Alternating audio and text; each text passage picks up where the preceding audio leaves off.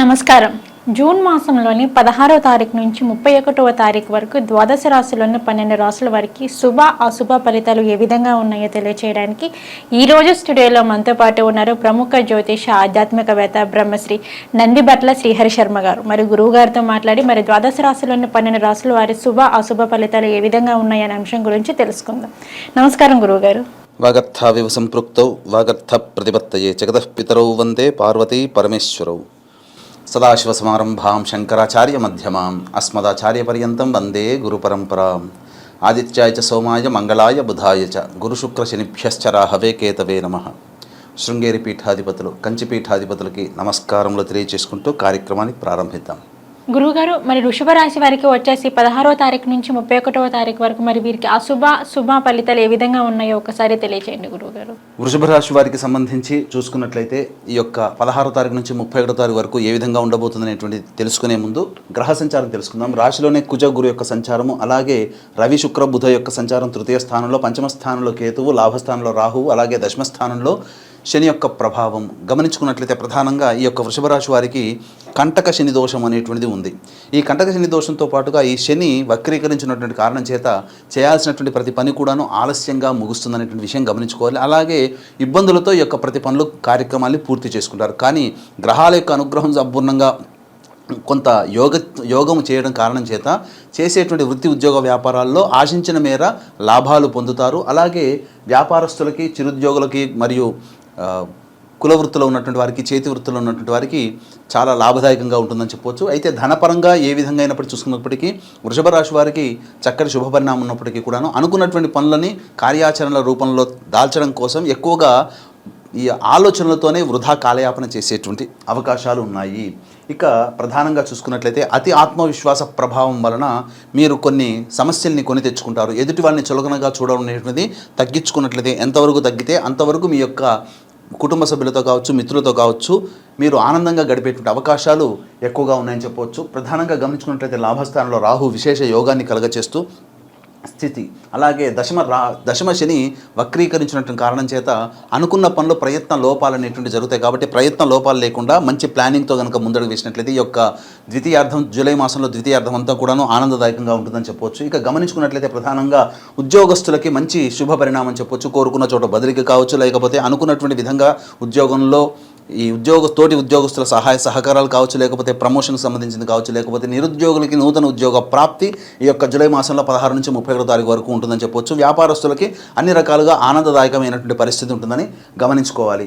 అయితే ఇక్కడ గమనించుకున్నట్లయితే ఈ యొక్క 16వ తారీఖు నుంచి 31 తారీఖు వరకు ఏ విధంగా ఉండబోతుందనే విషయం తెలుసుకున్నట్లయితే 16వ తారీఖు, ఈ యొక్క 17వ తారీఖు, 18వ తారీఖు ఈ యొక్క వృషభ రాశి వారికి గ్రహస్థితి అనుకూలంగా ఉన్నటువంటి కారణం, ఇతరుల యొక్క సహాయ సహకారాలు చక్కగా ఉండడం, ముఖ్యంగా చేపట్టినటువంటి కార్యక్రమాలలో లాభదాయకమైనటువంటి పరిస్థితి ఈ 16, 17, 18 తారీఖుల్లో ధనప్రాప్తి, విశేష ధనప్రాప్తి గోచరమవుతుంది. కాబట్టి మీరు ఆనందదాయకంగా ఈ యొక్క 16, 17, 18 తారీఖుల్లో ఉంటారని చెప్పొచ్చు. ఇక 19, 20, 21 తారీఖుల్లో ధన వ్యయము, అలాగే మానసికమైనటువంటి ప్రశాంతత లోపించడము, అలాగే ఏ పని ఎందుకు కూడాను ఆసక్తి లేకపోవడము, ఈ యొక్క కారణాల వల్ల 19, 20, 21 తారీఖుల్లో జాగ్రత్తలు పాటించాలని చెప్పవచ్చు. ఇంకా 22, 23 తారీఖుల్లో ముఖ్యంగా సంతానంతో విరోధం కలిగేటువంటి అవకాశం ఉంటాయి. కాబట్టి సంతానంతో వాగ్వివాదాలు కానీ, సంతానపరమైనటువంటి చిక్కులు సమస్యలు కానీ ఎదురయ్యేటువంటి అవకాశం ఉంటుంది. అలాగే వివాహమై సత్సంతానం కోసం ఎదురు చూస్తున్నటువంటి దంపతులు ఈ యొక్క 22, 23 తారీఖుల్లో మీ యొక్క ప్రయత్నాలను వాయిదా వేసుకోవడం చాలా మంచిది గమనించుకోవాలి. ఇక గమనించుకున్నట్లయితే 24, 25 తారీఖుల్లో చేపట్టినటువంటి ప్రయత్నాల్లో ఆటంకాలన్నీ తొలగిపోయి తద్వారా మీకు ధనప్రాప్తి కలుగుతుంది. విశేషమైనటువంటి శుభవార్తలు వినేటువంటి అవకాశాలు ఈ 24, 25 తారీఖుల్లో ఉంటాయని చెప్పవచ్చు. ముఖ్యంగా గమనించుకున్నట్లయితే ఈ యొక్క వృషభ రాశి వారికి సంబంధించి నూతన ఉద్యోగ ప్రాప్తి కలిగేటువంటి అవకాశాలు ఉన్నాయి. అలాగే మీరు చేస్తున్నటువంటి పనుల్లో కీర్తి ప్రతిష్టలు పెరగడం, కాకపోతే మీ యొక్క పని ప్రభావం ఇతరులని ప్రభావితం చేయడం, తద్వారా మీకు అనుకున్నటువంటి కీర్తి మీకు యొక్క లభిస్తుంది. అలాగే మీ పేరు ప్రఖ్యాతులు కూడాను మీకు 10 మందిలో మీ యొక్క పేరు పెరుగుతుందని చెప్పవచ్చు. ఇక గమనించుకున్నట్లయితే 26, 27 తారీఖుల్లో విశేషమైనటువంటి ధనప్రాప్తి కనబడుతుంది. అన్ని రకాల ప్రయత్నాల్లో ఆటంకాలను తొలగిపోయి మీరు ఎదురు చూస్తున్నటువంటి ఫలితాన్ని మీరు 26, 27 తారీఖులో చూచాయిగా మీ యొక్క వర్తమానం మీకు తెలియజేసేటువంటి అవకాశాలు ఉంటాయని చెప్పవచ్చు. ఇక 28, 29 తారీఖుల్లో అధిక ధన వ్యయమైనటువంటి అవకాశాలు కాబట్టి జాగ్రత్తలు పాటించండి.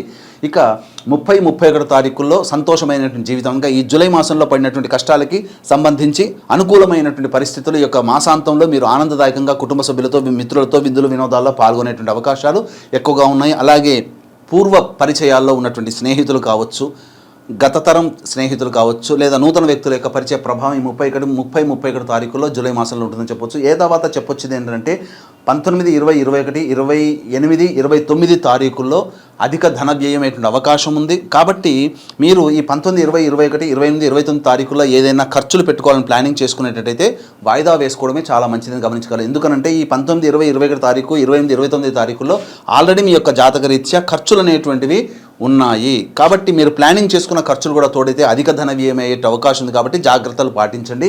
ఇక ఏదేమైనప్పటికీ ఈ 19, 20, 21, 28, 29 తారీఖుల్లో మానసికమైనటువంటి ప్రశాంతత లోపించడం, ఏ పని యందు కూడాను ఆసక్తి లేకపోవడం, అలాగే ఇంకా గమనించుకున్నట్లయితే చేస్తున్నటువంటి పని పట్ల కాన్సన్ట్రేషన్ లేకపోవడం, ఈ కారణం చేత ఎక్కువగా వృధా కాలయాపన జరిగే అవకాశం ఉంది. ఏదో ఇబ్బంది, ఏదో ఒక ఈ మనసుకు మానసిక బలహీనత, అలాగే మనస్సు ప్రశాంతంగా లేకపోవడం అనేటువంటి ఉంది. కాబట్టి ఇటువంటి సమయాల్లో ఎటువంటి శుభ నిర్ణయాలు తీసుకోకపోవడమే చాలా మంచిదని గమనించుకోవాలి. ఇక 16, 17, 18, 26, 27 తారీఖులో విశేష ధన ప్రాప్తి ఉన్నటువంటి కారణం చేత మీ యొక్క ప్లానింగ్ ఏదైతే ఉంటుందో దానికి తగ్గట్టుగా మీరు కనుక ప్లానింగ్ చేసుకుంటే ఏదైనా వ్యాపారస్తులు కావచ్చు, చిరుద్యోగులు కావచ్చు, అలాగే చిరు వ్యాపారస్తులు, అలాగే రోడ్ సైడ్ వెండర్స్ ఉంటారు, అలాగే కుల వృత్తులు, చేతి వృత్తుల్లో ఉన్నటువంటి వాళ్ళకి ఈ 16, 17, 18, 26, 27 తారీఖుల్లో ధన ప్రాప్తి ఉంది. కాబట్టి దానికి తగ్గట్టుగా మీ యొక్క ప్లాన్ చేసుకున్నట్లయితే అంతా శుభ ఫలితాలు పొందుతారని చెప్పవచ్చు. ఏ తర్వాత చూసుకున్నట్లయితే ప్రధానంగా అతి ఆత్మవిశ్వాసం లేకపోతే ఎదుటివాడిని చులకనగా చేసేటువంటి స్వభావం అనేటువంటిది మీరు విడనాడినట్లయితే